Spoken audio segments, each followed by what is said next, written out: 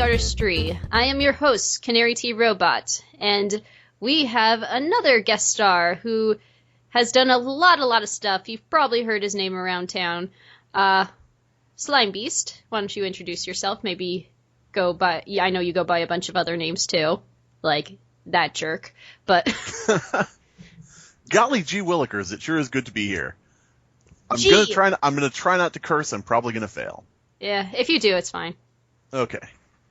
But yeah, my name is Slimebeast. I, as you've said, use different names for different things. I have a gaming channel under the name Tormental. I've done other stuff under many other names. People know me as Old Scratch, Beelzebub, Lucifer. But under the name Slimebeast, I write basically creepypastas, short horror fiction on the web, and different stuff like that. Well, can you list some of your stories that you've written? Give me your whole resume, shall you? Okay. What to Do with Human Baby. Betting on Horses. Your Guide to Lesser Known Horsemen. Abandoned by Disney, Funny Mouth, Lost Episodes. There you go. That's the three. And then that people know. Yeah, of course. And then not only that, you've had a much wider history that not many people know of, like in video games and if I recall, comic books. A much wider history? How dare you? Wider. Yes, I'm trying to make fun of your weight here. But no. Yeah, I mean, I've basically dabbled in pretty much anything creative that I could get my hands on. Games, comics, of course, writing. Basically anything where there's like a challenge to make something, I try to make something. Okay. Now, what was the first thing you've done? Like, what was your first start? Like, was it video games? How far back can you go? Yeah, I mean, if we're not talking about like childhood and teen years, I would say that when I was about 17 or 18, I helped with a friend take over a graphical online game, which was like one of the first multiplayer games on the internet that had graphics. What's the name of that one? It was called Dragonspires. Oh, cool. And unlike games like Doom and things like that, of course, way predated that. It wasn't something like where you connected with a friend, or connected to a server, to play with like 4 people. This was like basically the starting point where they said, what if we made a MUD, like a text game on the internet, but put graphics in? So, it was just multiplayer, anybody could connect to the central server, et cetera, and so forth. It was sort of like the granddaddy of all the MMORPGs that you see today. Oh, wow. And how'd you, just a friend invited you on, or how'd that happen? Basically, we had both played the game before we took it over, and I had made, like, graphics for it in terms of, like, patches, like custom, graphics and things like that. And he was a programmer, and so when they basically abandoned the project, he talked to the people who had created it and got them to agree to let him take over, and he contacted me and said, would you like to do artwork for the actual game? So now, a lot of what you've done is through artwork. Do you have formal training in that, or how did you start learning how to do graphics and such like that? I'm basically self-taught. I think the only thing, it took a very long time, much longer than if I had been trained, but the only thing I really learned in school was when I, took like a community college course, and even then I had to teach myself because the professor was never there. But yeah, so that was where I learned to use like Illustrator and Photoshop. So I mean that's probably like the entire extent of my education using computer technology for artwork and things like that. Now, what sort of systems have you used, or do you know how to use? Systems as in like a graph. I know you said like a Photoshop and Illustrator, but do you use other stuff for graphics like Flash or? No, basically I use Photoshop. I think it's 5.0 or 4.0 from late 90s. Mm-hmm. Never updated it. And Wow. Paint Shop Pro, which is also 4 or 5.0 from the same era for pixel art. So, Photoshop just for manipulating images or, applying layers and things like that to logos or graphics and, then Paint Shop Pro for the pixel stuff. Nice. That's about it. Now, And Illustrator, of course, as I say, for vector stuff, like, if I have to create a logo from scratch or whatever. Now, what video games have you worked on or developed? It's a short but interesting list. Because aside from Dragonspires, there was a time period where, and this was like in the early days of, not necessarily the early days of the internet, but the early days of it becoming accessible to everybody, like when AOL, was first starting to put their CDs in supermarkets and everything, to take. And, I remember that. Back in the bad days of the internet, I worked on a bunch of very small projects probably nobody has ever heard of or, even remembers, like Toilet Simulator. And Oh my gosh. Try to Survive in minus 400 degrees wearing nothing but socks. And oh my god. Yeah, it's just random things. That was back when, the entire thing was just, try to get somebody to download your .exe file from the millions of random places people are going to upload it. And it's like, the minus 400 degrees game, it would just say, try to survive in minus 400 degrees wearing nothing but socks. And when you clicked start, it would say, game over. That was the entire game. So it's basically the 90s equivalent of a Rickroll. Right, basically. And it's, it's that whole thing of like shareware and, all the crazy little programs that came out. Like there was one, I didn't work on this, but I always thought it was funny where it said, you download this program and, use it to order a free cup holder. Wait, and so you'd click the button and it would open your disk drive for you to place your cup in. Just crazy things like that. But I don't know if you're familiar with Jack Thompson at all. He's like an anti-video gaming advocate, back in the day. I would say maybe early to mid 2000s. And he, like, are you familiar with Anita Sarkeesian? I'm not going to get political. I'm just going to... No, sadly. Oh, okay. Just letting you know, my video game knowledge just started recently. Okay. Fairly recently. Well, that's probably a good thing because then for anybody out there who doesn't know, I'll have to explain everything. So Exactly. For them, I'm like the protagonist in this There that you go. doesn't know what's going on, and I have to introduce this world of computers and technology to everybody. So She's a small town girl who's abducted into a plan beyond her understanding. But yeah, Jack Thompson was basically someone who, was a lawyer who tried to sue to get, video games, violent video games out of stores and different things like that. But he made a description of a game he wanted to see made where the character would go around shooting and killing game developers. And he said, no one will ever make this game because they know it will cause violence against them. And if anybody makes this, I'll donate $10,000 to charity. So someone else I knew at the time, he got together a group of people, myself included, to create the game from his design. And we put it up, and he never paid the charity. what a jerk. And that was called I'm Okay, which was a murder simulator. Oh my god. As I said, a short but strange list. I also have, worked on, right now, the only thing that still survives, other than, of course, if you can find the downloads of those games somewhere, the only thing that survives right now is Hell Rising, which is a browser-based text game about surviving a vampire and zombie apocalypse.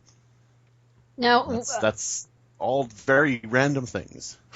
Now, did you develop most of these on your own, or did you work together with other people, or how did that? Yeah, it's always me and a programmer, because basically all I can do is like artwork, concepts, different things like that. With Hell Rising being a text-based game, I go into like an administrator panel and use it to create different items and enemies in the game and things like that. But it's always me and a programmer because I don't program. Oh my gosh. And then now my question is, how did that, you've gone from video games to suddenly comic books, or what have you done with, or graphic novels? I don't know what you would call it nowadays. Either one is fine. People are like, it's a graphic novel, not a comic book, and it's like, I mean, I know the difference, but it's just, I know some people sometimes I'll accidentally call it a comic book, and I'm like, I'm sorry. It's a big old comic book with more pages. Come on. But, I mean, I guess video games and comics and things have been my interest since I was young, so really all during the same time I've been trying to get into games, get into comics, things like that, and basically the comic stuff, I sort of worked until I got my work published, and then after I got it published, I realized this isn't a field that I really want to be involved in. Why? What happened, if you don't mind me asking? Oh, it's crazy, and if you're writing, which is what I was doing, for the whole thing, if you're writing, it's extra trouble because you have to, if you're going into comics like indie, mm-hmm. and, big companies will not take you in or look at your work unless you're somebody who's already known, because they want, basically your fans to come buy the comic. So they want you to have already fans existing, usually. If you're the writer, you have to find the artist that you're going to work with. In a lot of cases, you have to pay them yourself to do, like a pitch, or whatever pages, etc. You have to usually find the colorist, maybe an inker if the artist doesn't do it. Usually a letterer if you can't do it yourself. So basically, you're like trying to assemble the entire garage band yourself. And not only are you trying to assemble the band, but also usually, as I say, you have to be the one paying everybody. Not the gig, not the venue. Usually you're the one, putting stuff out. And it just is so hard to get people to stick to what they say they'll do.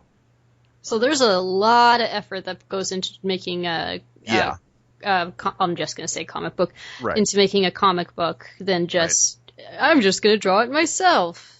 There's like right. Some people can do that and more power to them, but, if you're just writing it, you're going to have to basically find everybody because the artist, the colorist, the inker, the letterer, the editor, if you hire one yourself, those are all people who, people come to them to hire them. Mm-hmm. Basically, nobody goes to hire a writer in comics. The writer is the guy who's always looking for people. He's always the hiree, or not hiree, hirer. But yeah. Okay. And go ahead. I'm sorry. Oh, no, I was gonna say, I mean, when you gather all these people together, is this before you even approach a publisher, or? Yep, basically. I mean, if you can do it either way, but a publisher is basically going to want to see proof of concept, Mm-hmm. And usually if, in times where I did get, and because this is all from, trial and error, times when I did get a publisher interested before I had a team, I then had, so much trouble trying to find a team that it would be like a year, 2 years later, and the, publisher eventually just forgets who you are. Or, the person you spoke to doesn't work there anymore, that type of thing. So really, the main thing is to get your project together and then, contact somebody. And when you mean, want to just be ready, Sorry. I was going to say, and when you mean project together, do you mean like a full layout or just the concept, or when this is for anyone who is looking to become a comic book artist or writer, would you start out by showing the concept to the publisher, or what is the steps for that? Basically, it can go either way. Comics, indie comics are so like scatterbrained in terms of what, one person may want one thing, another person may want another, it differs so much from publisher to publisher. I would suggest that people have, if they're doing like a one-shot graphic novel or a one-shot comic book, not like an ongoing series, which a lot of publishers don't want ongoing series, but if you're doing a one-shot thing, I would suggest having it entirely complete before you get to publishers. Because, as I say, a lot of times, even if you have like the pitch ready and the artist has done like pages to show off what the comic will be like, a lot of times you'll get the publisher's permission or the green light to go ahead, and then it'll be like months later and you're contacting the artist, please write me back, where are the pages? It's 5 days past the deadline of when the publisher wanted them. When, please, contact me. So, I would suggest just having everything done first, before you get tied in with anybody expecting your work. Because that way you can't, fail out by that.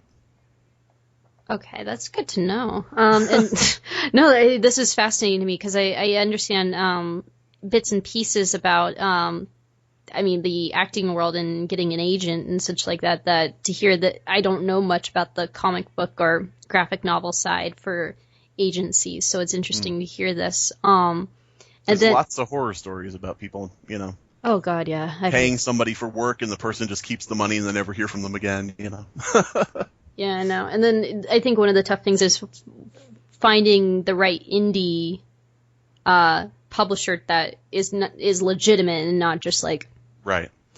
Because the problem is a lot of them, as I say, they want that built-in audience. They want you to already be famous. One of the graphic novels I published was based on the 1920s Nosferatu film. And the only reason I got that in the door was because I was able to convince the publisher, look, this is a famous film. This is a monster everybody knows. Everybody, basically knows the image of the Nosferatu character, even if they don't know who it is, they know the face. And, I was able to convince them that it had a built-in audience. And that's, basically the only reason they let it in the door was because they figured, okay, good, this will bring customers to us. Because indie publishers are notoriously bad about not advertising your work to anybody. So, you have to basically, and this is usually just the writer, usually you have to deliver the entire audience to the comic. So it's just crazy. Now, another question I have, now, have you only worked with comic book publishers? Have you worked with let's say literary publishers or agents or anything like that before? No. The only publisher I ever contacted, they set me up for a meeting on a certain day, and when I told them I couldn't make it, they said, well, this is very unprofessional, and we're not interested anymore. So I was like, hey, well, fuck you. I was like, oh darn, oh shucks, shame on you. It's fine. Actually, so what made you decide to write online? I mean, did you know about the creepypasta world before posting, or how did that come about? Well, I knew basically the underpinnings of the creepypasta community. I had seen, way back in the day, I guess when Slenderman was first being posted up on Something Awful.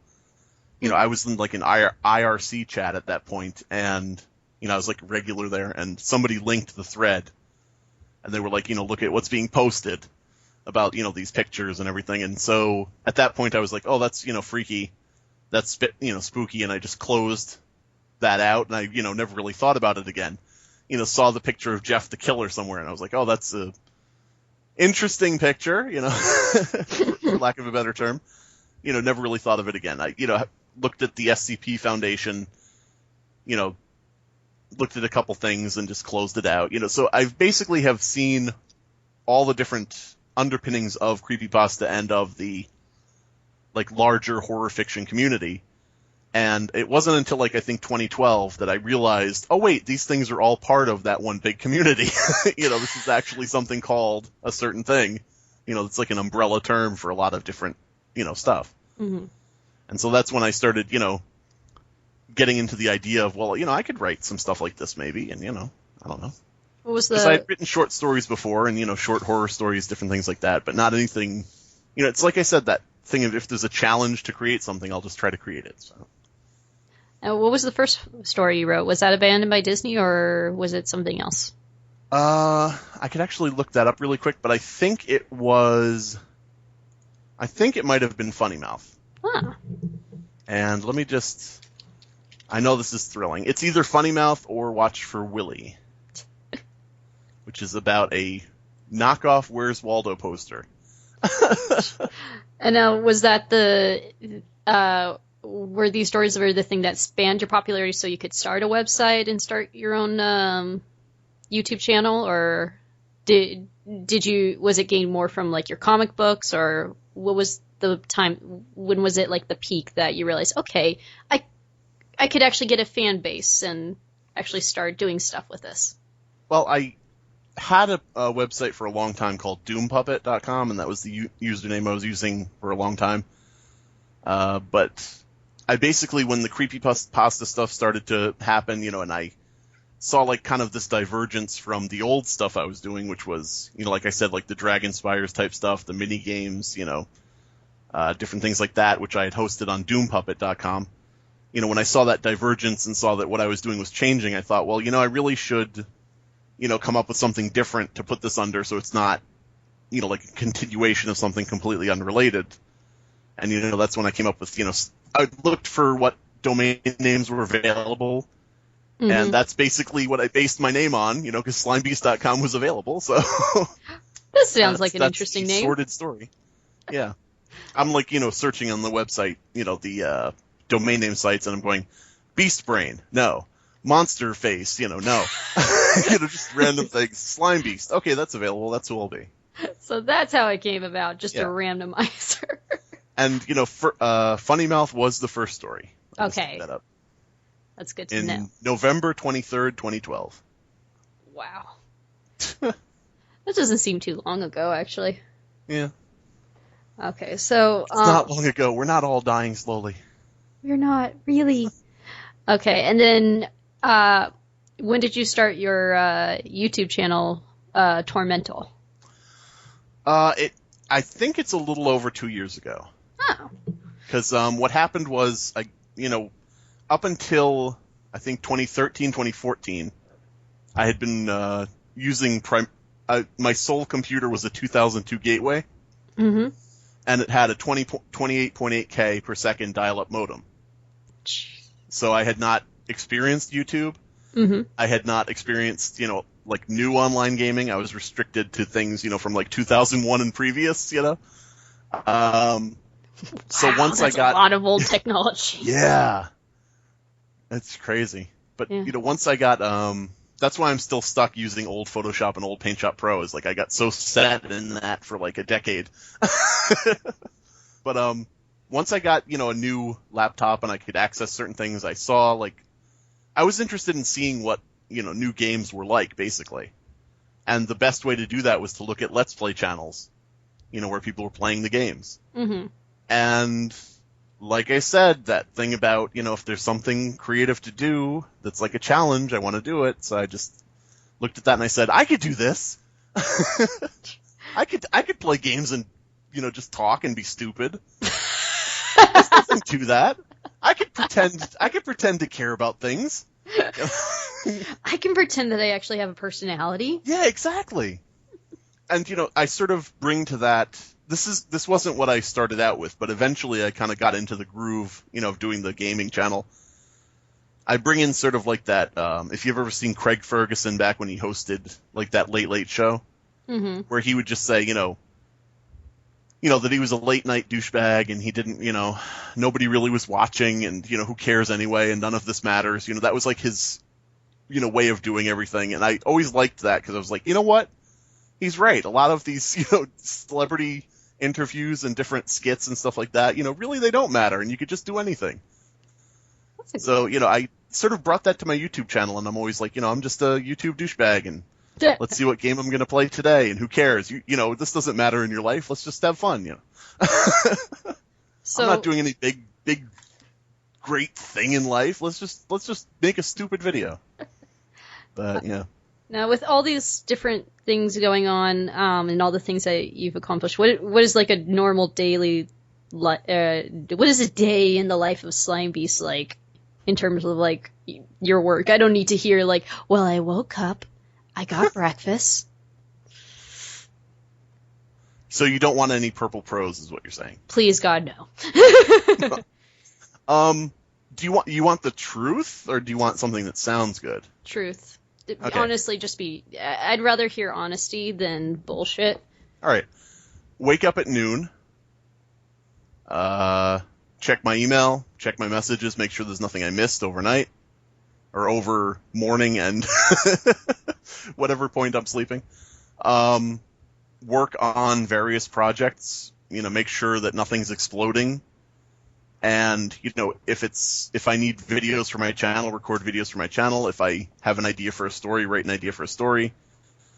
And, usually I'm doing that until like maybe 4 a.m. Oh, wow. And at that point I turn in and I wake up at, noon the next day. And I do have a work at home job, which makes it so I'm able to do that, which is nice. Even if the job sucks, the time I get to work on other stuff is, a benefit. Do you get paid for any of your projects, or are you getting any income, or? The YouTube channel I make, and you want honesty, I'll give you honesty. The YouTube channel I make about $100 to $150 a month, which is nice. And I have a Patreon, I think is at like 40 something a month. And then I do pixel art for hire, which is, it varies in that regard because if I sort of am friends with the guy I'm working for, so I, will undercharge him if I don't think, something was a lot of work on something I had to do, Mm-hmm. So, that's usually a couple $100. So, it does, pay a certain amount. It could always be better. No, absolutely. But I mean, it's good to know. So I just wanted to, I don't want to interrupt, but I just go ahead. realized I should say, that if anybody is listening to this who does want to start like a YouTube channel, that is pretty much what you can expect. People don't really make a living at it until they get to like a couple 100,000 subscribers. So up until that point, you're going to be making, a couple $100. So. Well, that's the thing that the people have always said, like, yeah, the internet is now the wild, wild west, and you can either make it big or go home. It's now the new Las Vegas of... Yeah. Let it ride. Yeah. And if you do start a YouTube channel, don't sign with a partner network and try to keep from selling out because people can, like in terms of, somebody says, would you like to, advertise our adult underwear on your channel? We'll pay you a certain amount. People can sense that. And if you're a small YouTuber, that's going to cost you, subscribers because large YouTubers can do that because they have millions upon millions of people. And if they lose a couple hundred, there's no big deal. But, people can smell if you're selling out, and the partner networks don't do anything for you. All they do is take a, sliver of your ad revenue and they don't actually promote you because there's no point in growing your channel. They would rather just take a sliver of money from 1,000 small channels. So than actually work to promote everybody, up to like huge standards. So that would be my advice. Don't join a partner network and be careful, how far you go for money. That's actually really good advice, I must say. What about, do you have any advice for the writers out there, perhaps, or the... Because, again, you do so much that it's hard for me to say, so what do you recommend for this? I mean, among, like, the 20 million other things that you have done. Right. Well, I mean, I think in terms of comics, I'll do comics and just regular, normal writing, quote unquote. Mm-hmm. But for comics, I remember a very good piece of advice that at the time seemed like really bad advice to me. And I forget who it was that said it, so that's a real shame. But they asked him, he's a famous comic author, and they asked him, what is your advice for aspiring comic authors? And his advice was, don't. And so my advice would be, like, with a little asterisk, I would say don't with an asterisk, and I would put down at the bottom, unless you really are willing to put in 2, 3, 5 years, trying to get, your foot in the door. But I feel like that's the case for any type of creative job, like whether you want to be an actor, whether you want to be a YouTuber, you got to realize if you really want this, you got to put in the effort. Right. Because the thing is with comics, there's no, if you want to get a comic published, there's no working your way up to like a better paying gig. Like you don't start out, I'll just write, this, indie comic for, a low amount of pay. And then hopefully I'll get promoted to writing this better indie comic. And then hopefully I'll get promoted to writing a big indie comic. There's no like working your in on steps. It basically is you spend however much time, some people make it in faster. Some people never make it in. But, you spend the time getting in, completely unpaid for your, your work that you're doing on comics. Mm-hmm. So you don't get paid until you get in the door, and usually they don't pay you except for a cut of the profits.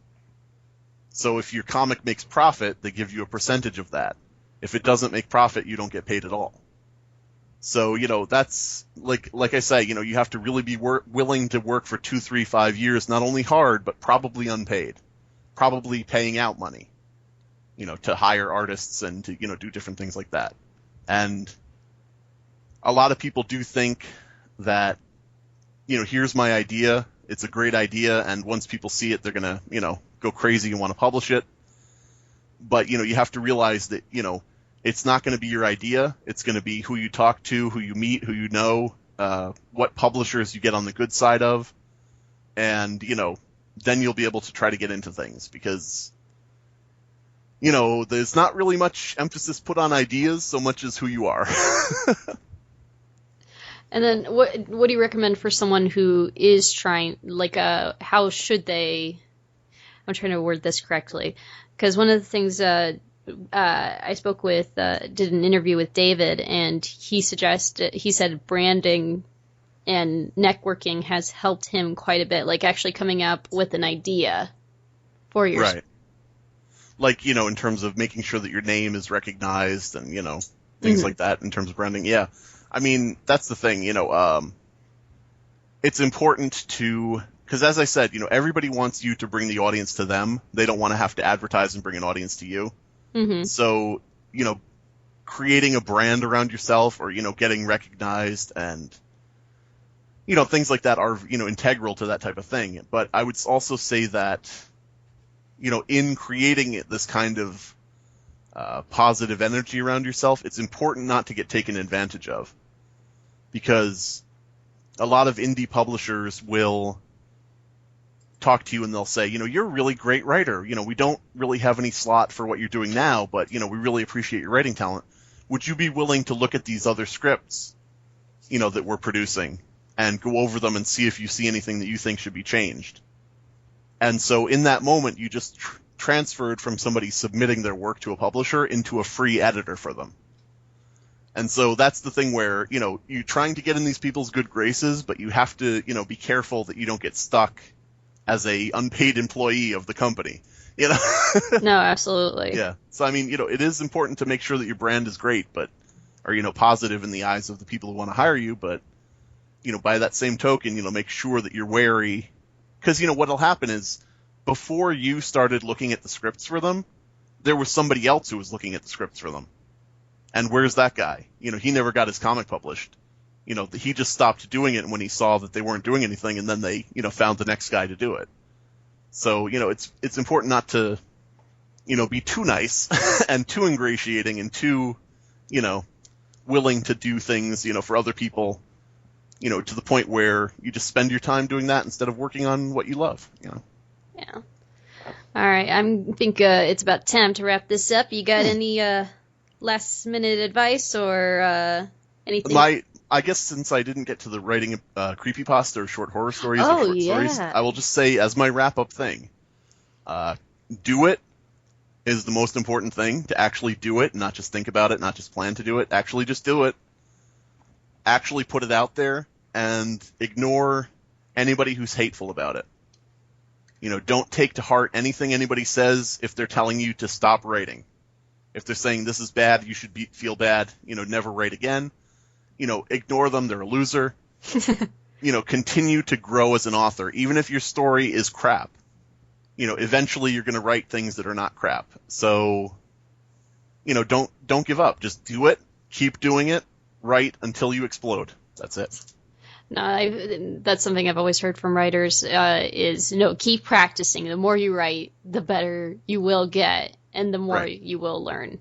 And it's not even, because and I'll digress a little bit and then I'll shut up. Go ahead. The thing with practicing too is you don't even have to try to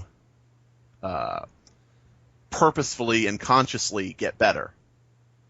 You don't have to sit there and, make a chore of it and it's not like violin practice where there's a perfect point at which you stop and say, now you are a good violin player.